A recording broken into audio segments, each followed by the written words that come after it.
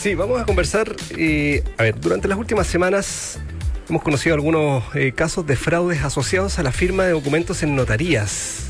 Claro, son casos recientes en los que personas, incluyendo a personas mayores, habrían sido engañadas al firmar escrituras sin comprender plenamente su contenido. Claro, queremos conversar precisamente esta temática sobre cómo prevenir este tipo de situaciones, qué resguardos deben exigir las personas antes de firmar documentos legales y cuáles son las brechas actuales del sistema notarial tradicional. Obviamente hay un sinfín de herramientas digitales de firma y verificación de identidad que pueden obviamente aportar mayor trazabilidad, seguridad y transparencia en estos procesos, lo que reduce los riesgos de suplantación o incluso el consentimiento no informado. Bueno, vamos a conversar precisamente, ahondar en esta temática hasta ahora junto a Cristian Rodiek. Él es CEO de la firma virtual. ¿Cómo está, Cristian? Buenas tardes, bienvenido. Hola Felipe, buenas tardes, un gusto estar acá con ustedes. Muchas gracias por estar con nosotros, Cristian. Claro, yo le comentaba a los auditores de casos que se han conocido durante las últimas semanas sobre estos fraudes, ¿no? ¿Qué es lo que nos deja como enseñanza? ¿Qué tenemos que aprender? ¿A qué tenemos que poner atención precisamente con estos casos que aseguran haber firmado incluso documentos sin comprender su contenido en notarías? Sí, es algo súper preocupante y en realidad hoy que estamos en el siglo XXI es extraño que aún pueden suceder porque para eso existe tecnología que puede prevenir esas situaciones. Una de las recomendaciones claves acá siempre es revisar lo que uno está leyendo. Es decir, si yo voy a firmar algo, revisar muy bien qué estoy firmando ahí en ese documento. Y por otra parte, hay documentos, sobre todo las escrituras públicas, que dicen que sean ante notario y efectivamente también pedir que esa firma sea ante notario, es decir, en presencia del notario y no en presencia de un funcionario de la notaría. Claro, pero ¿la sola firma presencial en una notaría, Cristian, es suficiente? ¿Qué es lo que tenemos que entender ahí? Obviamente hay que entender lo que estamos firmando, digamos como base, ¿no? Claro, eso es súper importante. Claro, porque hay documentos que se deben firmar presencialmente y otros que no es necesariamente firmarlos presencialmente. Es decir, la ley aquí diferencia entre documentos privados y documentos públicos. Privados son típicamente, por ejemplo, el contrato de arriendo, un poder simple, una promesa de compra-venta. Pero los documentos públicos son, por ley, son presenciales en notaría o también puede ser a domicilio. Y lo extraño es que justo en los públicos surgieron estos casos de fraude.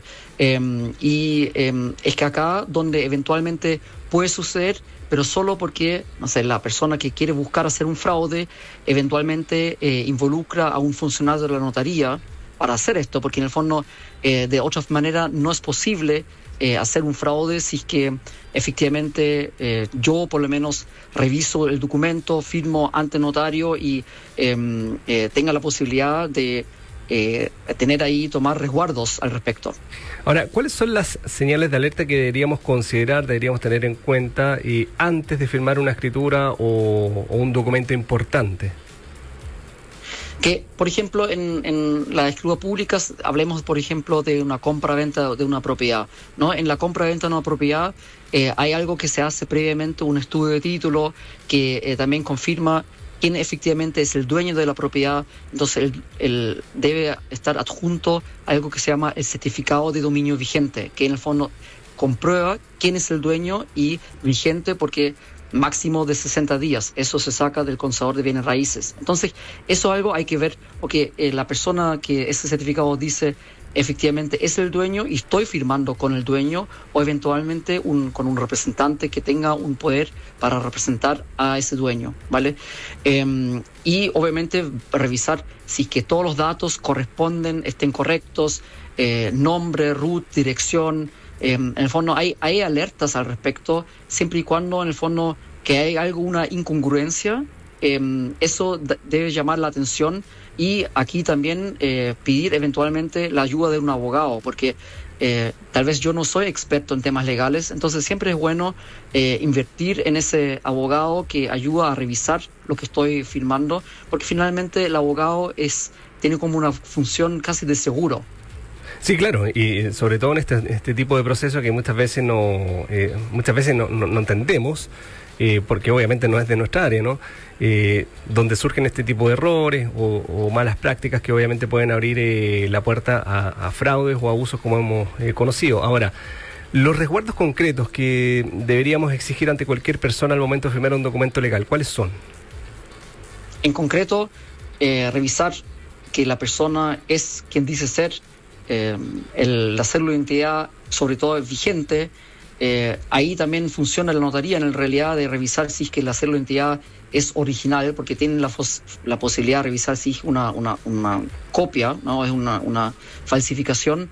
Revisar en caso, por ejemplo, de las propiedades, que la propiedad corresponde a la propiedad que quiero comprar, la dirección, el certificado de dominio vigente con una antigüedad máxima de 60 días, ayudar a pedir la ayuda a un abogado, exigir en los documentos públicos la firma ante notario y no solo frente a un funcionario, sino efectivamente frente al notario.